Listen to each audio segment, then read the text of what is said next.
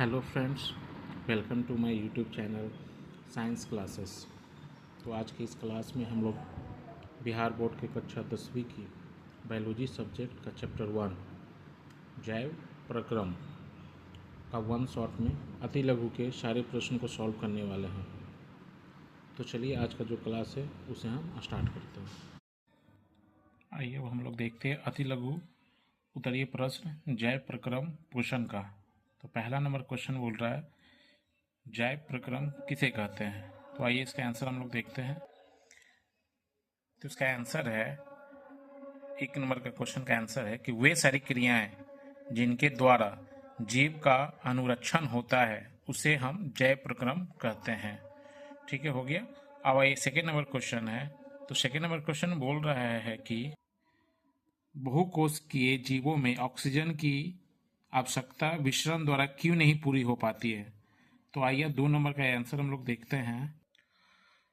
तो 2 नंबर का आंसर है कि बहुकोशिकीय जीवों की सारी कोशिकाएं अपने पर्यावरण के सीधे संपर्क में नहीं रह पाती है, इसलिए इन जीवों में विसरण द्वारा ऑक्सीजन की आवश्यकता पूरी नहीं हो पाती है। मतलब ऑक्सीजन पूरी नहीं हो पाती है ना, इसलिए इसका ये आंसर हो जाएगा। ठीक है, अब आइए थर्ड नंबर क्वेश्चन। तो थर्ड नंबर क्वेश्चन ये बोल रहा है कि थर्ड क्वेश्चन बोल रहा है कि जीवों में पोषण की प्रमुख 2 विधियां कौन कौन सी है। ठीक है, आइए अब इसका आंसर हम लोग देखते हैं। तो तीसरा नंबर का आंसर हो जाएगा कि जीवों में पोषण प्राप्त करने की मुख्यतः 2 विधियां होती है, स्वपोषण और परपोषण। ये क्वेश्चन बहुत अच्छा है, इसलिए इसको आप लोग ध्यान में रखिएगा। अब नेक्स्ट क्वेश्चन 4 नंबर क्वेश्चन बोल रहा है कि हरे पौधे में किस प्रकार का पोषण पाया जाता है। ठीक है, ये क्वेश्चन बहुत अच्छा है। तो आइए इसका आंसर हम लोग देखते हैं। तो 4 का आंसर हो जाएगा हरे पौधे में स्वपोषण पाया जाता है। इससे पहले आप लोग को हम बताए थे कि जीवों में पोषण 2 प्रकार की होता है, स्वपोषण और परपोषण। तो इसलिए हरे पौधे में कौन सा पोषण हो जाएगा, तो स्वपोषण। ठीक, आइए 5वां नंबर क्वेश्चन हम लोग देखते हैं। 5वां नंबर क्वेश्चन कह रहा है कि जंतुओं में पोषण की कौन सी विधि पाई जाती है। ठीक है, अब आइए इसका आंसर हम लोग देखते हैं। तो 5 का आंसर हो जाएगा कि जंतुओं में पर पोषण पाया जाता है। देखिए ये 1 लाइनर 1 नंबर का एग्जाम में आता है, इसलिए इसको शॉर्ट में देते देते हम लोग निकलते जाएंगे। ठीक है, तो 5 का आंसर हो जाएगा पर पोषण। 6 नंबर क्वेश्चन बोल रहा है कि 3 प्रकार की पर पोषण विधियों के नाम लिखें। ठीक है, आइए इसका आंसर हम लोग देखते हैं। 6 नंबर का आंसर हो जाएगा कि 3 प्रकार की पर पोषण विधि के नाम इस प्रकार है। पहला मृतजीवी पोषण, दूसरा परजीवी पोषण और तीसरा प्राणी संपोषण। इसका आगे ना, इसका परिभाषा आगे हम लोग बताएंगे लघुत्तरीय प्रश्न में। ठीक है, अब आइए अगला क्वेश्चन हम लोग 7 नंबर क्वेश्चन बोल रहा है कि संपूर्ण प्रकाश संश्लेषण की प्रक्रिया का रासायनिक समीकरण को लिखे। मतलब प्रकाश संश्लेषण में क्या क्या जरूरी होता है उसका एक समीकरण होता है। तो आइए वह समीकरण क्या होता है वो आइए हम लोग देखते हैं। तो 7 का आंसर हो जाएगा, जो ये प्रकाश संश्लेषण का समीकरण है, तो ये हो जाएगा 6CO2 plus 12H2O equal to C6H12O6 plus 6O2 plus 6H2O। ये जो क्वेश्चन है ना, ये VVI है, इसको आप लोग ध्यान में रखिएगा, चाहे टिक लगा लीजिए। 7 नंबर को आप लोग टिक लगा लीजिएगा। 7 नंबर बहुत ही अच्छा क्वेश्चन है। ठीक है, आइए अब हम लोग आगे देखते हैं। 8वां नंबर क्वेश्चन बोल रहा है कि प्रकाश संश्लेषण की प्रक्रिया में उपोत्पाद के रूप में क्या बनता है। ठीक है, तो आइए इसका आंसर हम लोग देखते हैं। तो 8 का आंसर हो जाएगा कि प्रकाश संश्लेषण प्रक्रिया में उपोत्पाद के रूप में O2 बनता है। O2 मतलब ऑक्सीजन। ठीक है, मतलब इसका ये बोलना जा रहा है ना कि प्रकाश संश्लेषण होता है तो ये इसकी पत्तियां, पेड़ पौधे की पत्तियां कार्बन डाइऑक्साइड लेती है और ऑक्सीजन को छोड़ती है। ठीक है, तो इसका आंसर क्या हो जाएगा, O2। आइए हम लोग अगला क्वेश्चन देखते हैं। क्वेश्चन नंबर 9 बोल रहा है कि प्रकाश संश्लेषण की प्रक्रिया हरित लवक या क्लोरोप्लास्ट में ही क्यों होती है। ठीक है, तो आइए इसका आंसर हम लोग देखते हैं। 9 नंबर का आंसर हो जाएगा कि प्रकाश संश्लेषण की प्रक्रिया हरित लवक या क्लोरोप्लास्ट में ही इसलिए होता है कि क्लोरोप्लास्ट में क्लोरोफिल वर्णक पाए जाते हैं। ठीक है, क्लोरोफिल ही वह वास्तविक अणु है जिसमें प्रकाश संश्लेषण की प्रक्रिया पूरी होती है। ठीक है ना, समझ गए ना 9 नंबर क्वेश्चन क्या बोल रहा है। आइए अब हम लोग अगला क्वेश्चन देखते हैं। क्वेश्चन नंबर 10 प्रकाश संश्लेषण प्रक्रिया के लिए किन किन पदार्थों की आवश्यकता होती है?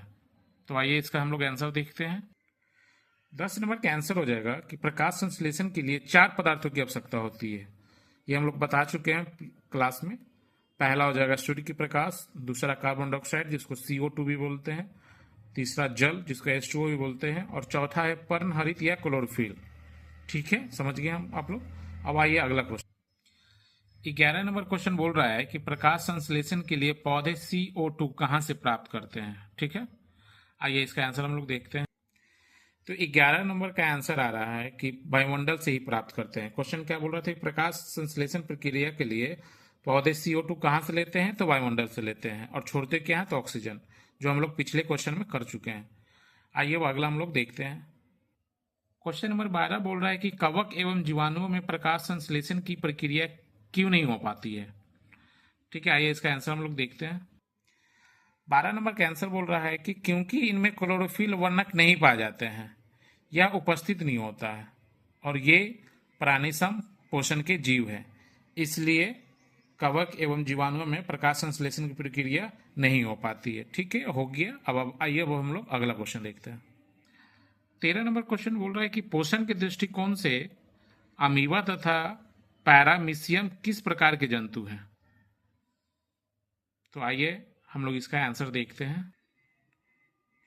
13 नंबर का आंसर हो जाएगा अमीबा तथा पैरामीशियम प्राणी संपोषी जंतु है। ठीक है, देखिए ये 1 नंबर का एग्जाम अति लघु से 1 नंबर का ही आता है, इसलिए इसको हम लोग शॉर्ट में करते हुए निकलते चलेंगे। अगला क्वेश्चन बोल रहा है कि मनुष्य का आहार नल कौन कौन से मुख्य भागों में बटा होता है? तो आइए इसका आंसर हम लोग देखते हैं। तो 14 नंबर का आंसर हो जाएगा कि मनुष्य का आहार नल का मुख्य भाग है पहला मुख्य गुहा, दूसरा ग्रासिका, तीसरा आमाशय, और चौथा छोटी आंत एवं बड़ी आंत है।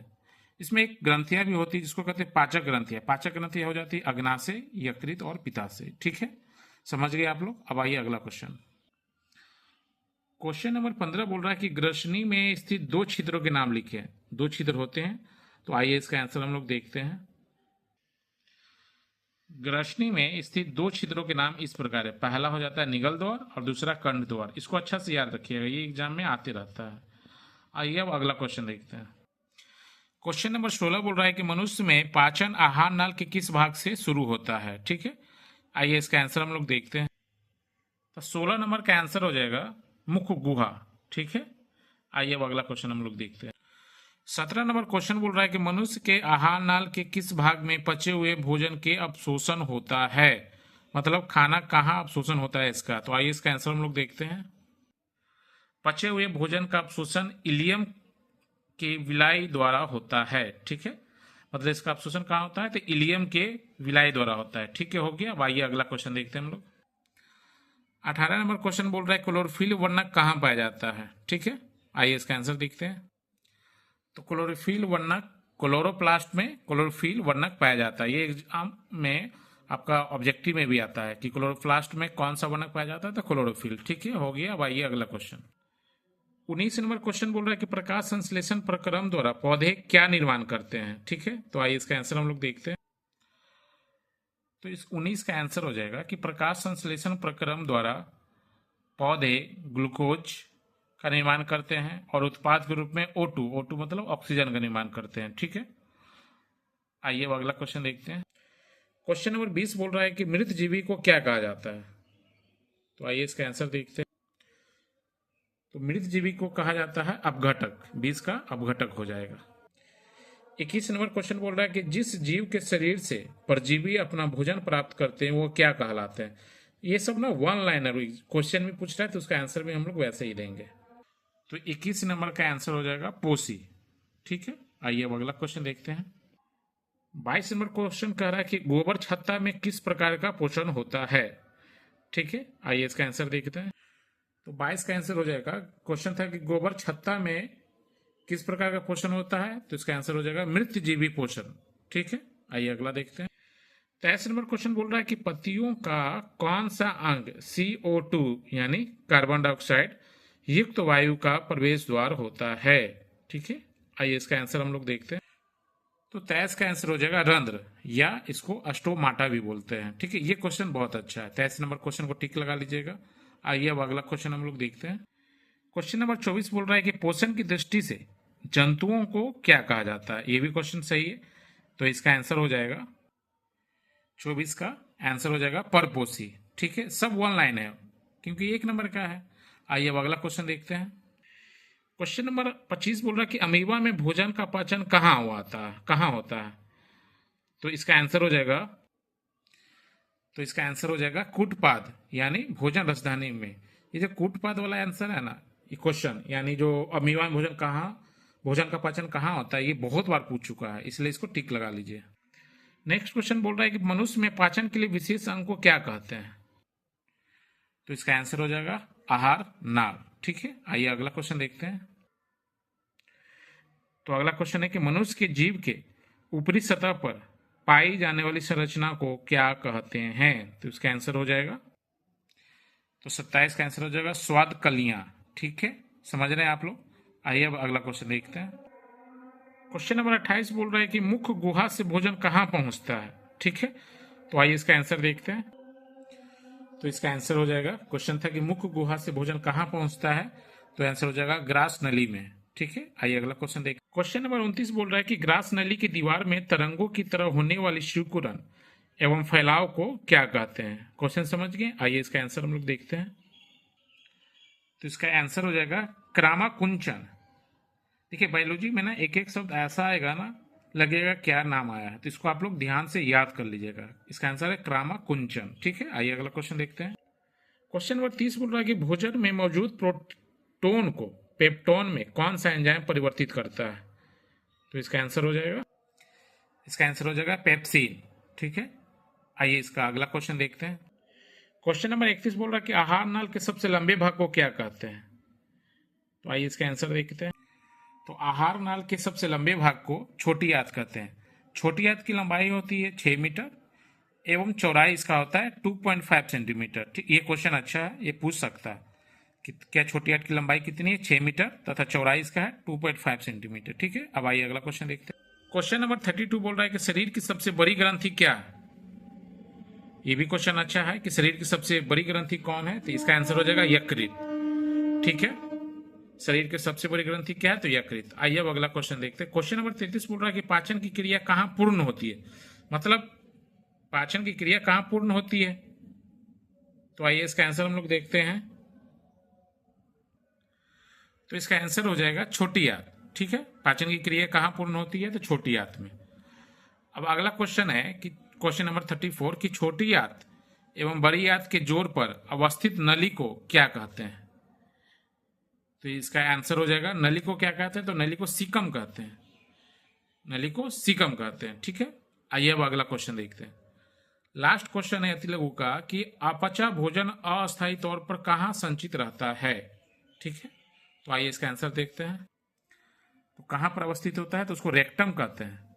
रेक्टम, जो कि शरीर के बाहर समय समय पर मल के द्वारा निकाल दिया जाता है, इसको रेक्टम कहते हैं। ठीक है, हो गया। तो ये था अति लघु उत्तरीय का 35 क्वेश्चन पूरा हो चुका है। कल की क्लास में आप लोग को हम बता देंगे लघु उत्तरीय प्रश्न, और फिर नेक्स्ट लास्ट हो जाएगा दीर्घ उत्तरीय प्रश्न, जो टोटल 8 क्वेश्चन है। ठीक है, अगर आप लोग को अच्छा लगा हो तो लाइक एंड शेयर करें।